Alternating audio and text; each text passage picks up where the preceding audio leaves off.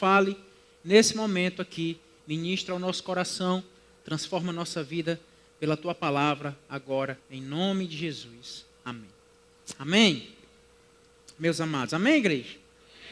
Amém. Conversa comigo, não deixa eu sozinho falando aqui não, em nome de Jesus. Hoje a gente vai falar sobre um tema extremamente pertinente, que é a minha responsabilidade. É responsabilidade nossa, algumas questões na nossa vida, e nós entendemos que algumas vezes nós terceirizamos alguns aspectos que são nossos, que é responsabilidade nossa.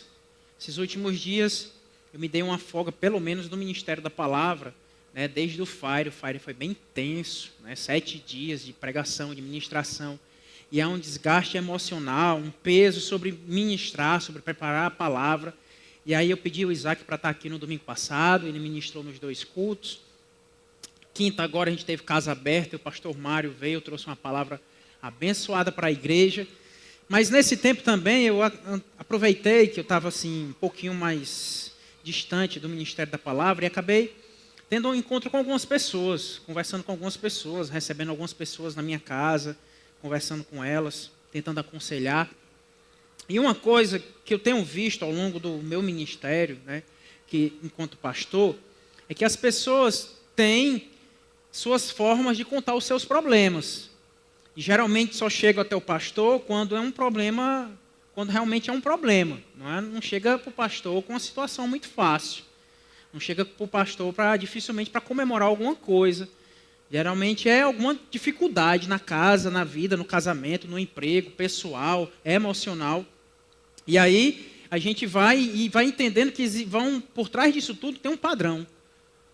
Pessoas às vezes não entendem a sua responsabilidade no seu crescimento ou diante dos seus problemas. Na maioria das vezes, quando, por exemplo, eu escuto uma pessoa que está com um problema no casamento, geralmente é apontando para outra pessoa. A responsabilidade dele. Aquele cafajeste não faz isso, não me dá atenção, não cuida de mim, não me dá mais presente, não me fala mais que eu te amo, não é carinhoso, era diferente no namoro. E sempre ele. Dificilmente a pessoa procura ajuda para tratar de questões dela. Sempre é, pastor, a igreja fez isso, o meu líder de GF aquilo, o líder do ministério aquilo, mas dificilmente faz uma análise pessoal do que está acontecendo com ela. Ou ela não acredita que tem tanto papel e tanta função na melhora da vida dela. Sempre é o outro, é o governo, é a crise, é a pandemia, é o meu chefe, é o meu primo, é o meu cunhado, é o meu vizinho. E aí vai justificando o contexto que ela está vivendo por conta das pessoas ao redor dela. Hoje eu queria, em nome de Jesus, que nós venhamos a entender e quebrar esse padrão na nossa vida. Que Deus quebre isso em nós. Porque é um comportamento do homem. O homem desde o início age dessa forma. Na psicologia, um dos primeiros estudos nessa área é o estudo sobre locus de controle. Uma palavra estranha, mas mais ou menos na década ali de 50, o pesquisador levanta essa questão e divide a população em geral em pelo menos 2 grupos. O primeiro grupo teria um locus de controle interno, ou seja, o controle do seu comportamento estava mais ligado à pessoa, ao seu interior. E aí esse tipo de pessoa tem uma tendência, diante da crise, da dificuldade, ela ser mais proativa, ela responder e buscar soluções. Eu estou em crise, então eu tenho a ver com isso, eu vou e resolvo, não reclamo de ninguém, busco alternativas e vou atrás. Estou sentindo dor no meu corpo, eu procuro fazer alguma coisa para mudar e avanço. É o locus de controle interno.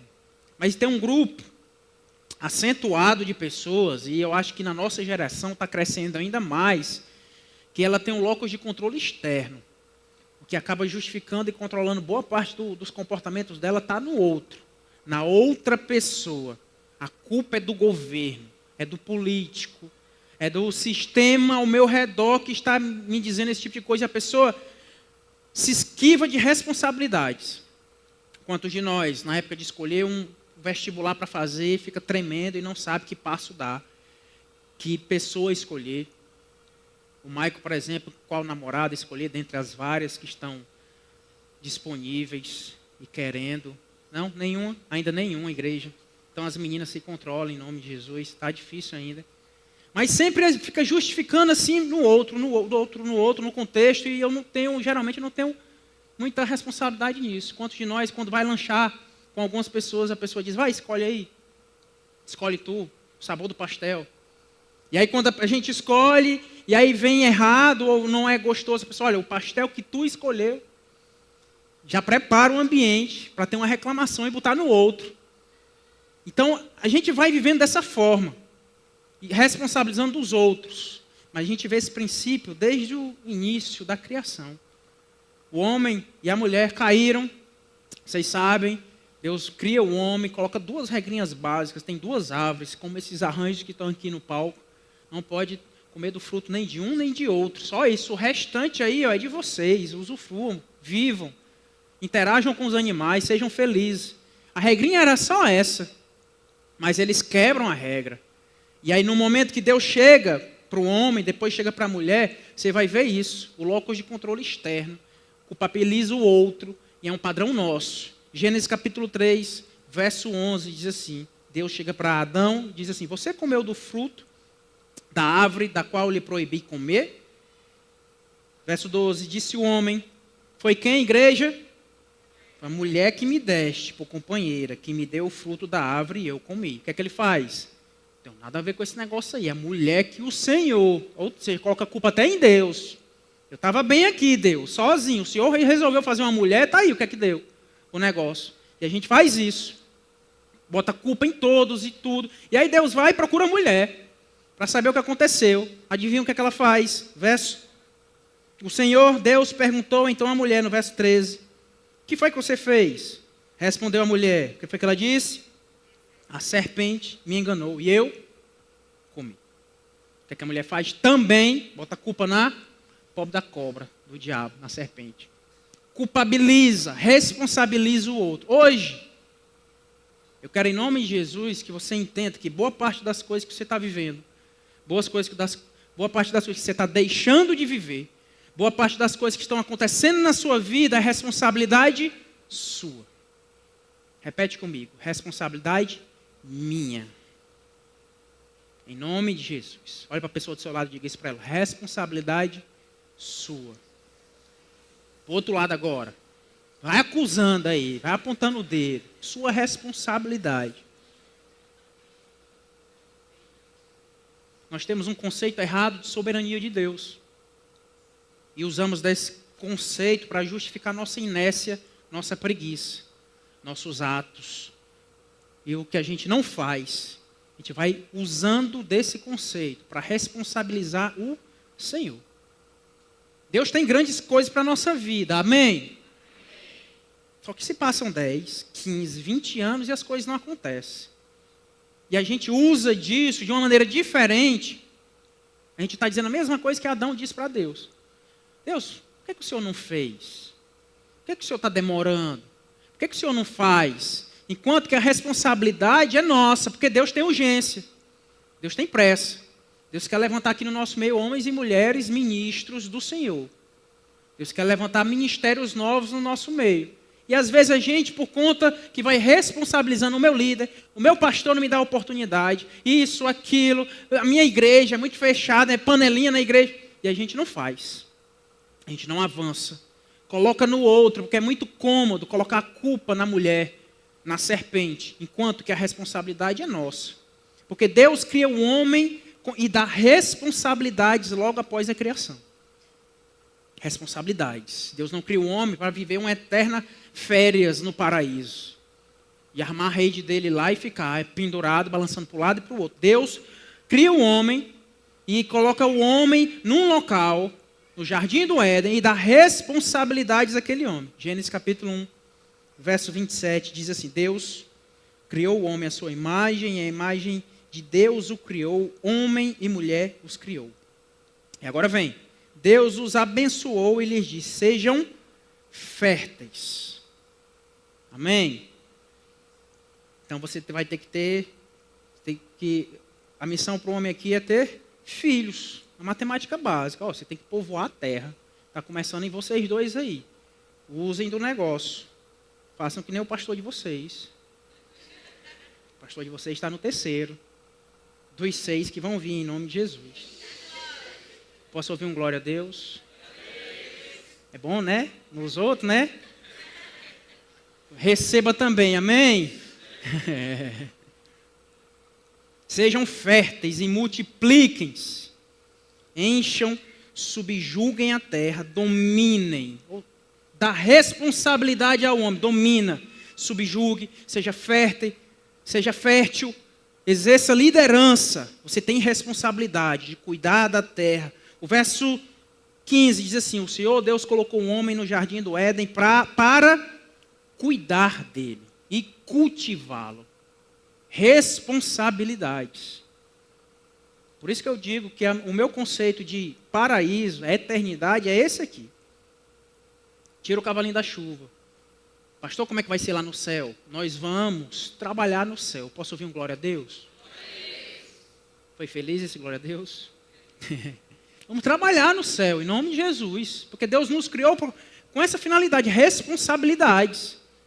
O que acontece é que você vai trabalhar, se Deus quiser, com o que você gosta. E vai lhe realizar. Que tem trabalho que realiza, sim ou não? Quem aqui é realizado no trabalho? Pastor, não vejo a hora que dá a segunda-feira. Fora Jamil, quem mais? Glória a Deus.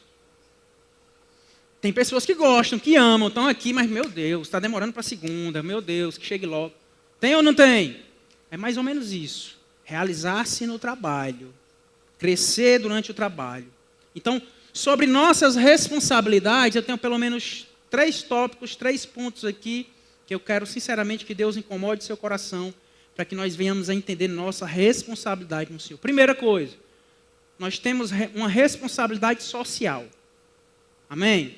Repete comigo. Eu tenho uma responsabilidade social. Aponta para a pessoa do seu lado e diga para ela: você tem uma responsabilidade social. Mesmo livro, mesmo capítulo, Gênesis 2, verso 18, diz o seguinte: Deus cria o homem, olha para o homem e diz assim: não é bom que o homem esteja só. Ou seja, você não foi feito para ficar sozinho, mas é responsabilidade sua ter amigos. Não vai fluir, não vai frutificar, os amigos, vai nascer do solo e brotar no seu quintal um amigo. Olha, glória a Deus. Não vai ser assim. Você vai ter que ralar para ter amigos. Fazer movimentos para se aproximar de pessoas. Mas não é bom você estar só. Para de dizer: as pessoas não gostam de mim. Culpabilizar o outro é responsabilidade sua. Ter amigos é responsabilidade minha. Eu gosto que você fale essas verdades e crie aliança com o Senhor. Repete comigo. Ter amigos é responsabilidade minha. Para de culpar. A igreja é uma panelinha, o pessoal é chato, não fala comigo. Está na hora de você começar a buscar isso. Ter amigos, pessoas íntimas que vão cuidar de você. Não é bom que o homem esteja só. Durante minha faculdade inteira, não foi um tempo curto, 5 anos e meio, psicologia na Unifor, eu não consegui fazer um amigo. Extremamente tímido, calado, não tinha iniciativa de falar com ninguém. Hoje não tenho amigos da época de faculdade, mas a responsabilidade minha. Na época vinha essa questão, olha aí, o pessoal da capital, não quer nem saber do pessoal do interior, tem um pessoal, não sei, transferiam a responsabilidade, tem que ser minha, de entender que eu preciso de pessoas, eu preciso de amigos. Quem aqui está em GF na igreja? Glória a Deus, mas boa parte ainda não. Então você tem que entender que você tem que dar passos. Pastor, como é esse negócio de GF? Vou ter que falar da minha vida. As pessoas vão saber de mim, vão querer cuidar da minha vida. Deixa eu fechadinho aqui na minha. Não. Deus não te fez para ficar sozinho.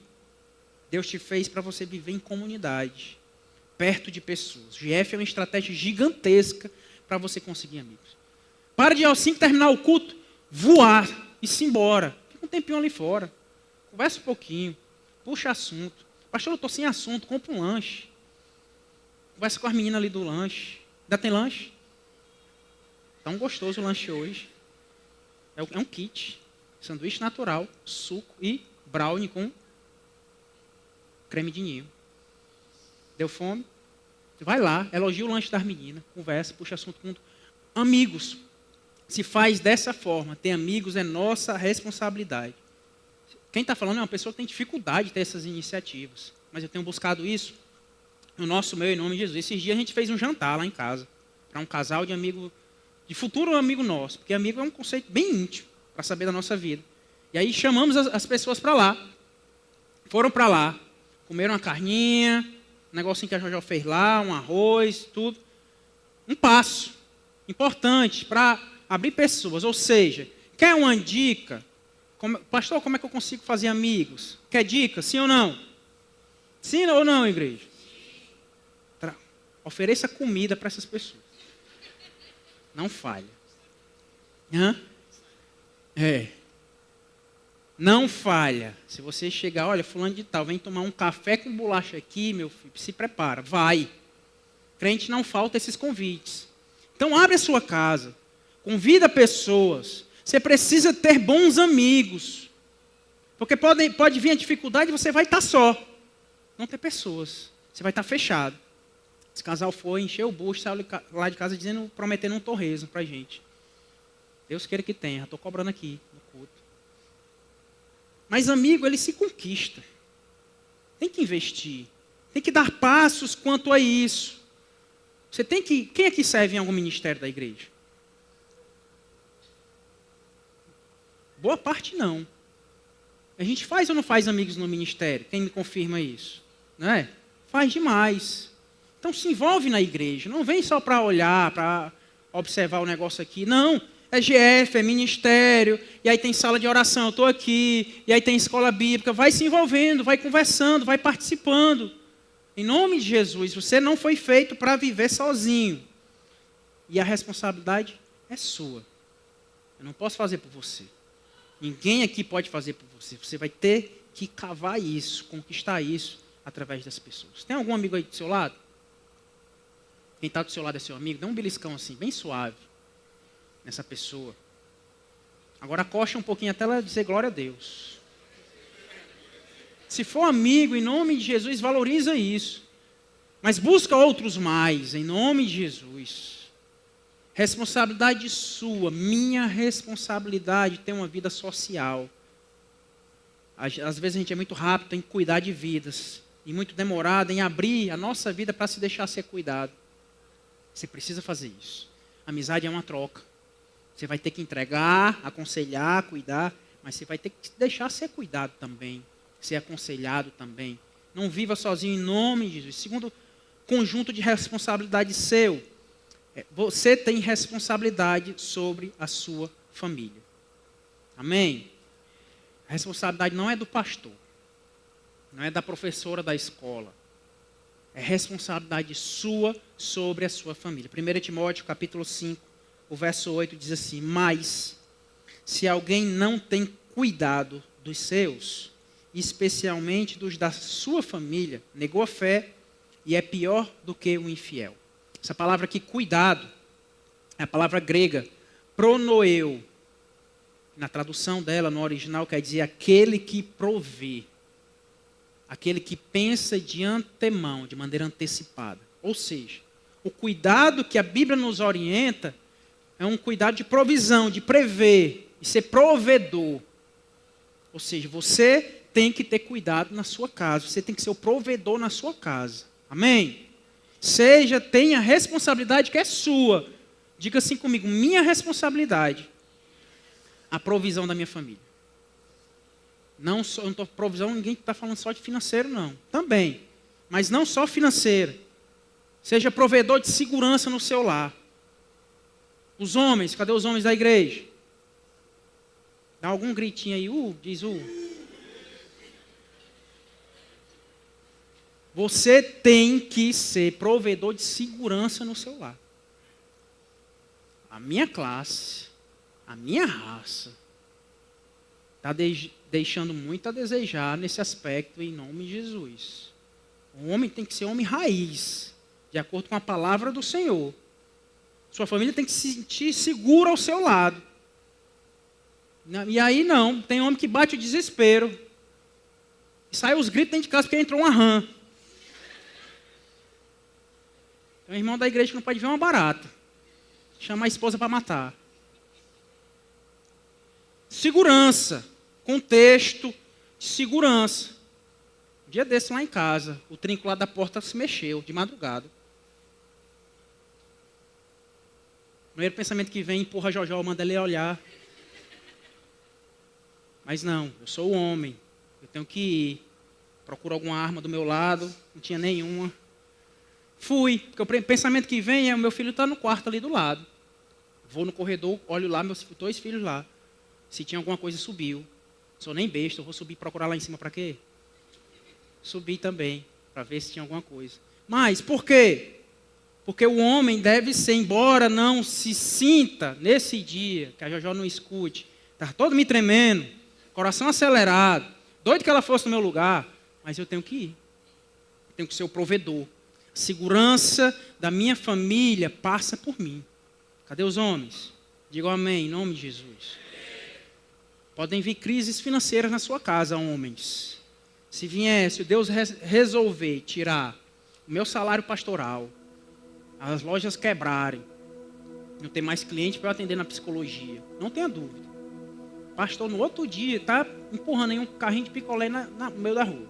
Mas a minha família não passa fome. Eu não tenho dúvida disso. Vai o pastor ser marceneiro, vou. Mas a minha família, não tenha dúvida que eles vão titubear. E agora como é que vai ser? Eu dou meus pulos. Eu vou atrás, eu corro. Porque o homem tem que ser provedor para o seu lar. Segurança financeira, emocional, em todas as áreas. Tem que ser.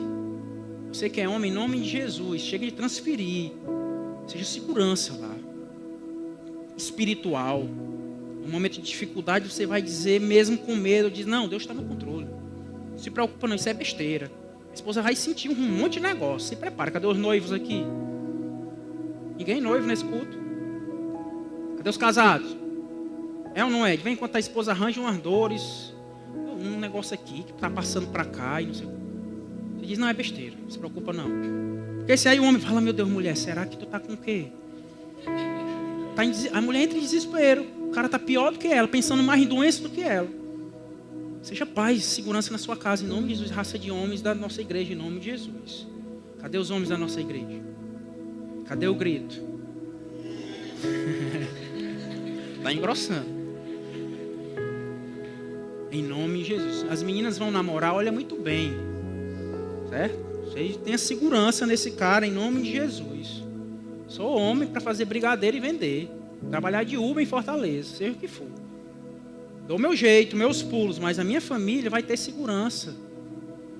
Debaixo da cabeça, que é o marido no seu lar, em nome de Jesus. Seja isso.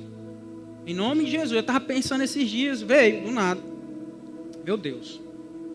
Eu não sei, ainda mais minha esposa grávida agora. Numa urgência, se eu consigo pegar a Jojó no braço, descer as escadas e levar ela para algum hospital. E aí eu tenho que ter a responsabilidade minha, ser provedor na minha casa. Inclusive, numa emergência, o pastor voltou a treinar. Minha meta é carregar minha esposa no colo, numa urgência. Não vai acontecer em nome de Jesus. Mas se acontecer, o que é que o homem faz? Aí está ligando? Aí está correndo no meio da rua?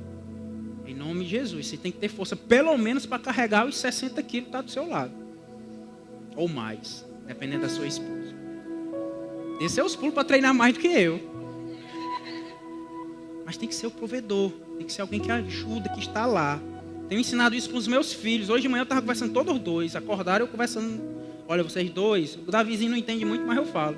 Vocês dois têm que ser o melhor amigo um do outro para o resto da vida. Vocês têm que cuidar um do outro para o resto da vida. Se um está precisando de dinheiro, o outro vai lá e dá dinheiro para o outro. E o Davi só ouvindo. O Biel concordando. E aí o Davizinho no final disse assim, e se eu tiver com coceira? Aí o Biel vai lá e coça. Mas é essa segurança. Davi, semana passada, caiu da cama. Biel acordou, foi conversar com ele. Biel, sua função, sua responsabilidade aqui nessa cama é dormir aqui, nesse canto, deixa o Davi para cá. Se você sair daqui, seu irmão cai. E ele entendendo. 8 anos, mas já com senso de responsabilidade. De entender que tem aspectos na nossa casa que é responsabilidade nossa. Não transfira. Não venha com essa. Dia desse, antes do culto aqui, uma mãe me chamou lá fora. Veio cobrar do pastor, porque a filha dela estava 10 horas da noite na rua. E eu, com toda a educação, fui dizer: minha amada, não é responsabilidade da igreja estar olhando o horário da sua filha no meio da rua. Não transfira isso, é responsabilidade da família. Coloque os seus limites e cobre os limites da sua filha, em nome de Jesus. Meu filho estuda aqui no Perboari. Mês de maio tem as orações lá, né? E aí a responsabilidade minha de dar, estou com medo, meu filho, como é esse negócio da reza? Medo nenhum. Quem educa meu filho sou eu, em casa. Responsabilidade minha, não é de escola, tá educando meu filho, não. Vai ensinar matemática, geografia, essas coisas. Mas a educação, formação de caráter é minha responsabilidade. Sua responsabilidade, papai e mamãe. Tira o cavalo, não terceirize isso. Não venha para a igreja, esperar isso da igreja, em nome de Jesus. Fui muito bem educado. Minha mãe, desde muito cedo, lá em casa, ela tinha uma espada. É mentira? Tinha uma espadazinha lá. Quando eu e as netas se danava, ela pegava só a bichona aqui, ó. Não chame ela de He-Man, pelo amor de Deus. Mas a gente olhava para aquele negócio e dizia: não, a gente tem que se aquietar agora. Porque a mulher com essa espada. A gente parava. Educava a gente. Os pais hoje estão transferindo esse tipo de coisa para o YouTube, para a televisão, para o Lucas Neto, para não sei quem. Transferindo. Responsabilidade sua. Diga comigo, responsabilidade minha. Proteção emocional, financeira, responsabilidade sua na sua família, em nome de Jesus. E último ponto. Você tem uma responsabilidade espiritual sobre a sua vida. Em nome de Jesus. Tiago capítulo 4, verso 8, diz assim: aproximem-se de Deus, e Ele se aproximará de vocês. Percebe de quem é o primeiro movimento? De quem é? É isso, é o básico. Venha com essa: pastor, eu estou frio, pastor, eu estou 1 mês sem ler a Bíblia, pastor, meu líder de GF não está cuidando de mim não, eu estou sem ler a Bíblia e ele não me ajuda. Para com isso. Eu, enquanto pastor, sei muito bem minha responsabilidade com a igreja.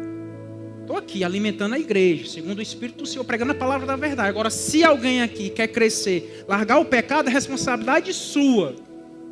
Não está em mim acorrentar ninguém, puxar ninguém. Vejo muita coisa que me deixa triste. Prego no domingo, na segunda estou vendo um monte de coisa, mas a responsabilidade é sua. Você que está brincando com o evangelho. Você que está escolhendo textos da Bíblia para seguir ou não. Não é minha responsabilidade. A verdade tem sido pregada nesse local aqui dia após dia, pregação após pregação. No final dos dias, no último dia, quando Jesus voltar, eu vou estar tranquilão lá. Vendo alguns da igreja aqui sendo colocados no inferno. Palavra dura, né? Mas tranquilo. Quem tem brincado com o evangelho é você. Quem tem preferido valorizar a sua carne é você. Não tenho passado a mão em ninguém nesse lugar, não.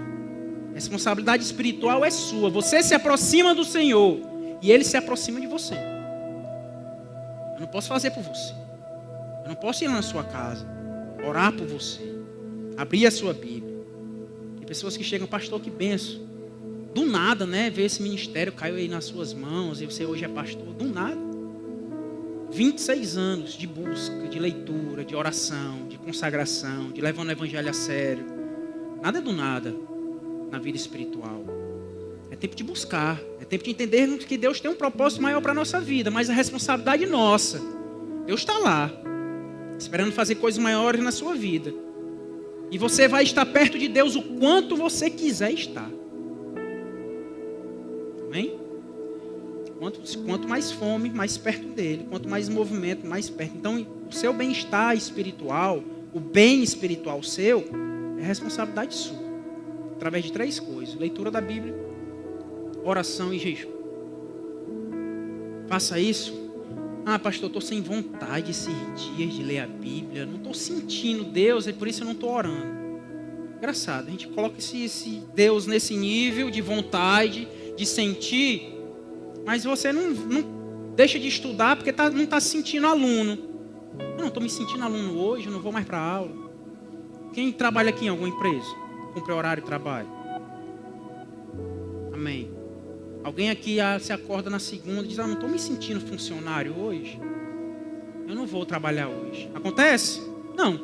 Vai. É independente de sentir, de vontade. Eu vou. Não tem uma pessoa que acorde assim, eu não estou me sentindo pobre, e aí eu vou comprar um monte de coisa no meio da rua. Não tem essa. Ou tem dinheiro na conta ou não tem. Não tem negócio de sentir. Mas o espiritual a gente vai levando para esse lado. Não estou sentindo Deus, então não oro. Não vou orar mais, porque eu não estou sentindo Deus aqui no meu quarto. E paro. Não é sobre isso, amado. Sentir o Senhor é da ordem do sobrenatural. O natural do crente é não sentir. Bem-vindo, o cristianismo é isso. É sobre não sentir mesmo. É sobre não tocar. A fé é isso. É andarmos, é agirmos sem sentir, sem provar, sem ver, mas continuar andando, continuar orando, continuar lendo. É isso o cristianismo. Qualquer outra coisa, ter que sentir, ter que arrepiar, ter que... É o sobrenatural, ou seja, é o além do natural. O dia a dia do crente, o normal é não ver. 26 anos eu estou sem ver nada. Mas firme no Senhor, porque a minha fé não é baseada no que eu vejo, no que eu toco. Eu sei que meu Deus é um Deus invisível que está aqui, ó, passeando no nosso meio. Cadê, pastor? Está onde? Está aqui no nosso meio. A fé nos dá essa certeza, a palavra dele nos dá essa certeza. Então, para de colocar Deus nesse padrão de sentir, de vontade. Você vai estar bem espiritual se você quebrar isso da sua vida. Faça, repita. Pastor, ora por mim, pela minha disciplina. Minha amada, oro. Mas vá lá e faz. Vai lá e ora, vai lá e lê a Bíblia. Isso tem que virar um hábito em nome de Jesus na sua vida.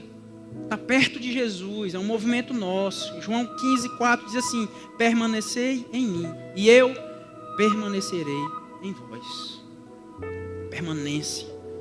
Não é dar um beijo e se afastar de Jesus. Quem faz isso é Judas. É permanecer, é estar ao lado e continuar, sem sentir, abraçado com Jesus. Sem ver ele falar, ouvir, mas a palavra não está clara, mas eu continuo lendo, orando e jejuando e continuo e permaneço nele. E ele permanecerá em nós. A palavra do Senhor diz isso para você, em nome de Jesus. Deus tem planos ministeriais para a sua vida. Não tenho dúvida disso. Mas é responsabilidade sua que essas coisas aconteçam. 2 Timóteo capítulo 2, eu lendo esses dias, saltou esse texto. Paulo falando ao jovem Timóteo, ele diz o seguinte: em uma grande casa, não há apenas vasos de ouro e de prata, mas também de madeira e de barro. Alguns para propósitos especiais e outros para uso comum. Está falando aqui da igreja, de vasos. Nós somos os vasos aqui. Você pode pensar, então Deus faz acepção de pessoas? Então Deus sai no meio dessas fileiras aqui, escolhendo, esse é especial, esse não, esse é comum. Que Deus é esse? Deus tem os dele, tem a panelinha dele, não combina com o nosso Deus. Próximo versículo 21 diz assim, ó, qual a condição para Deus nos usar de maneira especial? Se alguém se purificar dessas coisas, será instrumento para propósitos especiais, santificado, útil para o Senhor e preparado para toda boa obra. Se alguém se purificar, ou seja, é um movimento nosso, responsabilidade nossa. Olha para a pessoa do seu lado e diga isso para ela. Responsabilidade sua. Não está sendo usado, responsabilidade sua. Está se sentindo um vasozinho qualquer, responsabilidade sua. Nosso Deus está aí, querendo usar. Mas se você se purificar, então Deus vai lhe usar na medida que você se preparar em nome de Jesus. Se prepara, mano. Você não depende do sim do seu pastor para fazer algumas coisas que vêm do Senhor, não. Se prepara. Sua expectativa tem que estar na sua santificação no Senhor. Última coisa. Responsabilidade sua, a sua eternidade. Não brinque com o evangelho. Não brinque com sua alma. Pode não haver o amanhã. Não vai colar, chegar diante de Jesus. Jesus, por que o Senhor não me deu mais uma semana? Eu já tinha definido que no próximo culto eu ia decidir pelo Senhor. E entregar minha vida ao Senhor. Não vai colar. Responsabilidade sua, o dia de hoje. Viver hoje. Sua eternidade, sua alma. Responsabilidade sua. É você que vai chegar diante do Senhor e prestar contas do que você fez. É você. Ninguém, seu familiar, a culpa que você tem do seu pastor, da sua religião passada, não vai colar. Jesus olha assim, beleza, mas o negócio aqui é com você. E aí Deus vai perguntar para você. Deus vai ver que você não teve fé. Você não decidiu por ele. Tinha um caminho largo. Tinha um caminho estreito. Você escolheu o largo, sua vida inteira. Fazer suas vontades, continuar no pecado, abandonar Jesus, não tomar a sua cruz. E aí, meu amado, infelizmente, a responsabilidade só sua. Você pode passar toda a eternidade ao lado de Jesus. Trabalhando, viu? Mas ao lado de Jesus. Ou você pode passar toda a eternidade em sofrimento, distante de Jesus. Responsabilidade sua. Não brinque com o evangelho de Deus. Você pode dizer, pastor, mas eu estou muito ferido. Tem muitas dores na minha vida. Meu amado, transforme suas dores em propósito, em nome de Jesus. Ontem a gente viu aqui, uma mulher veio dar o testemunho dela. Passou por inúmeras dores, inúmeras dificuldades. Perdeu o filho, perdeu o marido, descobriu um câncer. Tinha os motivos humanos para colocar toda essa culpa em Deus. Que Deus é esse que está gerando tanta dor em mim. E se revoltar com o Senhor. Mas não, no meio à dor, no meio à dificuldade, ela está fazendo disso tudo o propósito de vida dela. Falar sobre um Deus que mesmo em meio às dores, tem amado e tem cuidado da vida dela. Um Deus de milagres, um Deus que está restaurando a vida dela e que tem usado do Evangelho para proclamar a palavra através das dores dela. Para de justificar a sua inércia, o que você não faz, o que não fez, pelo que fizeram, pelo que causaram em você. Para disso. Transforma a sua dor. Foi o que? Uma traição? Transforma em propósito. Seus amigos viraram as costas. Transforma em propósito, em nome de Jesus. Mentiram para você, transforma em propósito. Foi abandonado na infância, transforma em propósito. Você cure vidas através de você, em nome de Jesus. Eu não me sinto amada, transforma em propósito. Eu me sinto que Ele transforma em propósito, em nome de Jesus. Tenha responsabilidade, meu querido, minha querida, em nome de Jesus, na sua vida social, na sua família, na sua vida espiritual. Decida coisas nessa noite. Eu não posso fazer por você.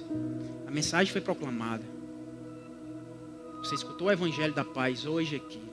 Jesus está te dando aqui um saculejo. Mas você decide se quiser. Se não, você vai continuar caminhando como está. Mas a responsabilidade sempre será somente sua. Você pode ficar de pé no seu lugar em nome de Jesus.